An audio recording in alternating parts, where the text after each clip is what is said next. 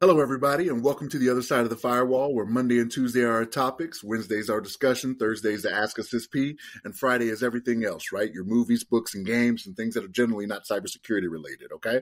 So, again, I know I've said it the last two episodes, but Ryan is not here. You got the three of us. Ryan's out enjoying himself, vacationing it up, you know what I mean? But he'll be back next week.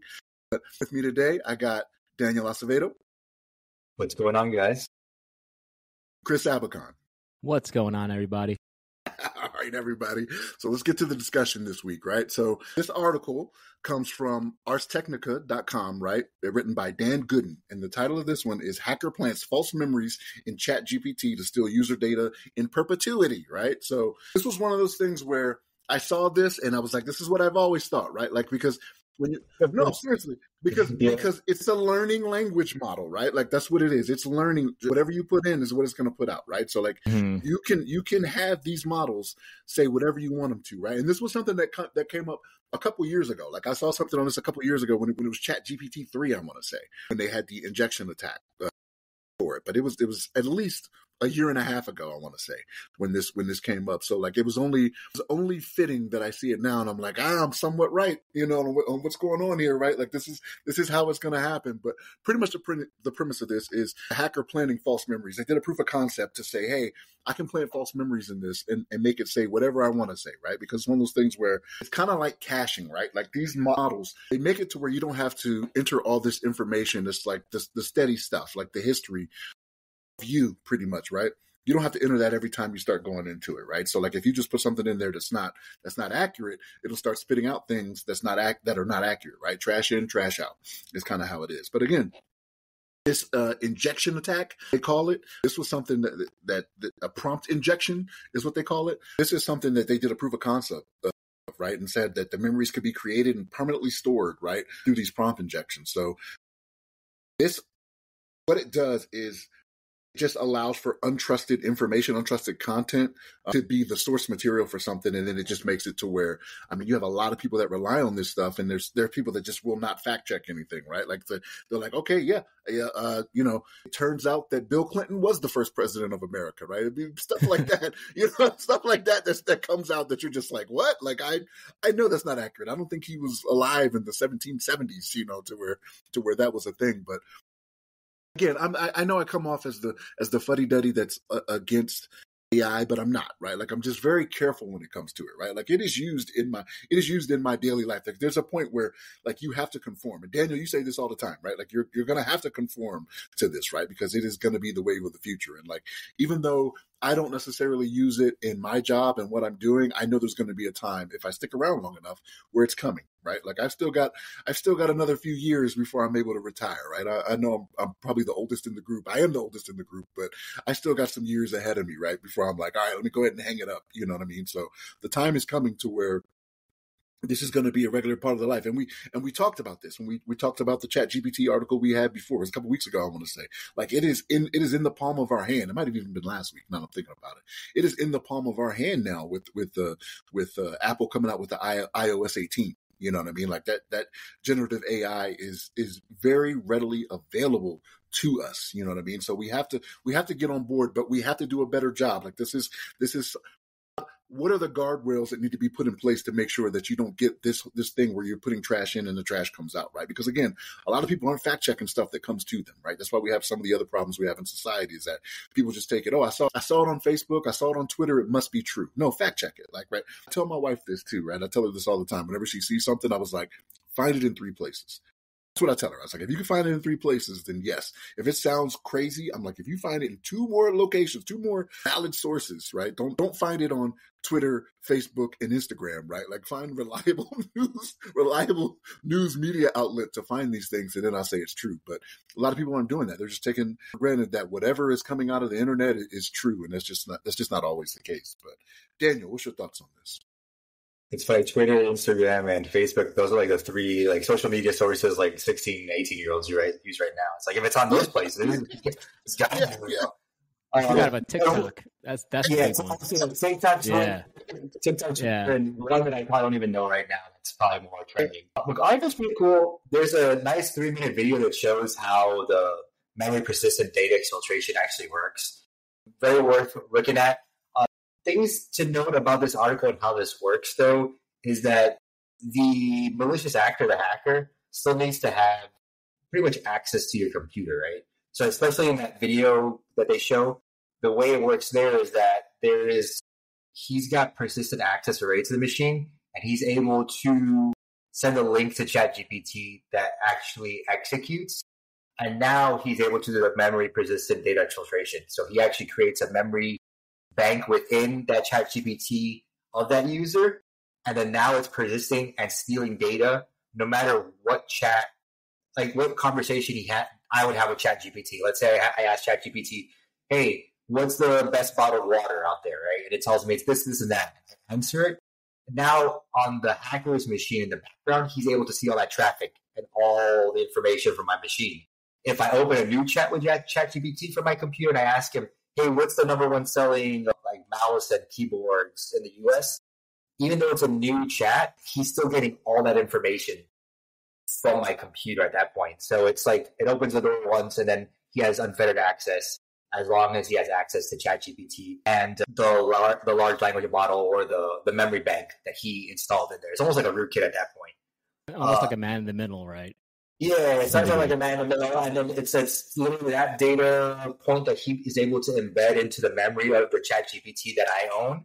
Now he has a backdoor essentially to like just pull all the information whenever I talk to ChatGPT, and through that also that's the exfiltration. But the article is talking also that they can also input incorrect data in there, and then say whales have wings and all that other stuff. That's both ways too. So hold on. So here's where my education needs to come in, because I didn't think it was only your inputs where ChatGPT was getting everything. I thought it was you were actually pulling stuff from the internet. You know what I mean? That's like, hey, here's where that information is, right? So the information doesn't necessarily need to come from what you've inputted. Am I incorrect on that? Or no, but also the where it's from, which dangerous here is that the malicious actor also can then now just put information into your ChatGPT's memory that's not actually factual. But since it's stored in the memory, now whenever ChatGPT goes to reference previous conversations or things from before, it's going to find that pool of information in there and reference that. That's not correct. Like Bill Clinton's the first president and those kind of things. So the things in here, what they tell you to do too, to also that now as a kind of fail safe is to check the memory something. I'm looking for it. Check the memory of your conversations with ChatGPT. There's like a memory section within ChatGPT. You can go in there and like see all the memory that's in there and all the different conversations and things like that. I haven't gone and checked myself, but one of the things to be for user awareness is to go in there and to review manage stored memories. That's what it's called. So I'm going to go check it out later on and see what that actually has in there. And, probably eye-opening and scary, but, it's good to... This is all part of the AI awareness and using these kind of tools. Just like cyber grooming, this is the next step that's going to be coming the next 5 years. Like, hey, if you're using these things, what are the things within these tools that you need to be aware of that can get manipulated, and to make sure you're doing proper cleaning and knowing what's in there as well. But that, in an overview of what I saw in the article, it's really good. It's definitely something people should be reading and paying attention to, because this is the next wave. But what do you think, Chris? What are your thoughts on this one? Really, I think you guys hit a lot of the points that I was going to make really well. But in the meantime, I actually went ahead and just logged into ChatGPT really quick, and I'm just kind of following some of the instructions, right? So you log into ChatGPT, so there should be like a face palette where your initials are on the very top right. You click on that, you go to settings, and then you go to personalization. And then here you'll see custom instructions, and then here you'll actually see the memory prompt, right? And I'll just read it out loud. ChatGPT will become more helpful as you chat, picking up on the details and preferences to tailor its responses to you. So you can actually turn this feature on and off, right? But if you go down to manage memory, if you click on that, it's actually got like a listing of all the stuff that I've been asking ChatGPT of, right? So it's got like what's crazy is ChatGPT made its own like memory statement based on the conversations that I have, which is really, really interesting. You know, yeah. So it's like, hey, so here's one. Memory is interested in learning languages relevant to full stack development, right? Is interested in pursuing learning programming languages relevant to their role as a cybersecurity consultant. I'm like, whoa. So that's how it's asking. So it's actually saying, hey, this guy is interested in learning more of the languages for full stack development and cybersecurity. Cool. So they're probably on the back end starting to say something like, hey, they're probably doing more searches or getting more of that data from the deep web, or wherever the heck ChatGPT sources its data from. But one thing, I know everybody's experienced this, right? I'm sure you guys have seen this. Prompted GPT to tell you something, and it would tell you something incorrect, right? And then you've actually had to correct it. Like I'll be like, hey, that's actually wrong, man. 1 + 1 isn't 3. That's not that specific example. But, if you're doing like, I know people have done homework or whatever, they'll see like, hey, you did the calculus on this thing incorrectly. I think it's this. Yeah. Or, if you're asking it to say, hey, I want this specific control requirement from 853, it's giving me, I'm asking it to do Rev 5 and it's giving me some Rev 2, Rev 3, Rev 4 version of it, right? So I think that happens all the time. So I think that's where Shannon, I think that's what you're saying from the memory standpoint. Hey, are we teaching ChatGPT as an aggregate versus just the own memory? So really, I would say just from a security standpoint, if you don't want ChatGPT learning what you're doing, turn that off, right? Yeah. And that way you can just turn it off, and then that way you kind of mitigate that, right? So it will mitigate that, Chris. But like, does that keep it from doing better prompting for what you're asking for if you do that, right? Like, I don't know. I think the responses won't be as tailored because I think I don't know if you guys have used on like Teams yet in your jobs, right? But I'm sure, But I'm reading instances where like, hey, it remembers things from you had chat with this user, right? And then it'll say, and then if you used Copilot or whatever it is, in a group chat or something like that, it will remember what you said, specific users.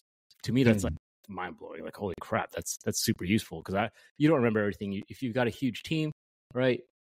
Recalling memory from that is extremely useful, and that's where I can see that. You haven't seen the meeting devices yet, so there are these devices. They're about this big. You flip them on.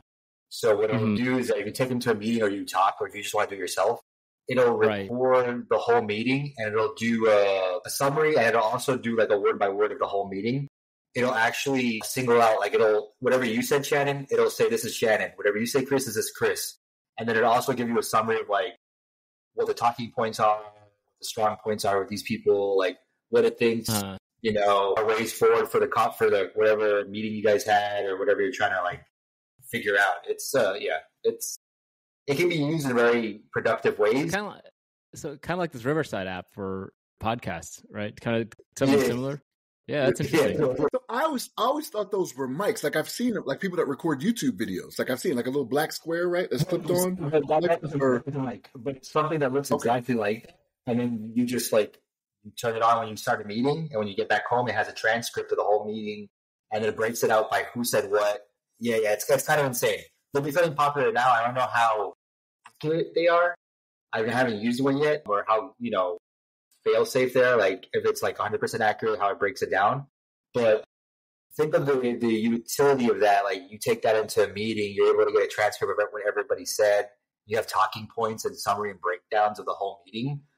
To then be able to take that and then craft an email to break it out to your team to hit milestones or like projects and stuff like that. It's super helpful instead of you having to do all that stuff manually from your notes that you wrote during the meeting, that sometimes you're not able to really write down notes because you want to be engaged and stuff like that. So there's good things that'll come out of all this.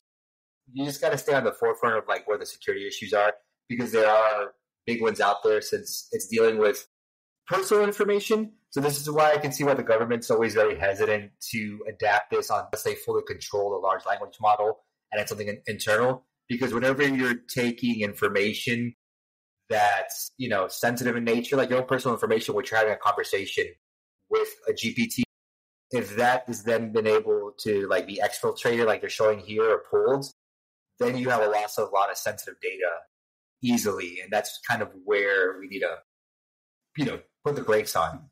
So even in your personal life, like I wouldn't want my information, even the conversations I'm having, just out there. Someone like either ransomwaring me, like, hey, I got all your GPTs and all the conversations you've had, just like throw them on Wikipedia or throw them out, email them out to your family and stuff like that. So AI ransomware now is going to be a thing probably in the future, just from the GPTs itself. So this is why I keep talking about guardrails, right? So like, where are the guardrails for this to keep things like that from happening, right? Like giving you the false information, and it just keeps propagating from there, right? But like when we think about this, and this article is a discussion, right? Like what do we think about it? So like if you have guardrails on it to where it gets rid of some of these things that we were talking about, does the usefulness of it go away? Right? Because at that point, you're restricting it to a point where it's like, this is no longer helpful. Like in order to keep it here and it doesn't do these things that we were experiencing, is it even helpful to us anymore? Right? Like I don't, and I can't speak to what they are, right? Like I'm not an engineer for this to be like, hey, I know it does this, that, and the third.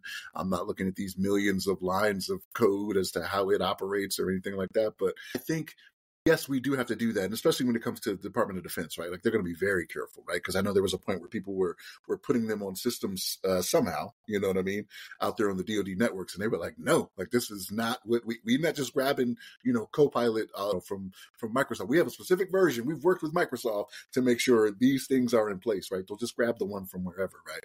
So. Yeah, it would be interesting to see how they temper that down to keep it to the narrow focus that they're trying to have. I don't know how they do it. I just want to see it. I know that much. I'm not trying to experience Skynet like Chris almost did here. You know what I mean? Like, look, Chris, when you go in there next time, if you see it says, "Hey, must kill Chris because he's trying to restrict too much," like get out of there, man.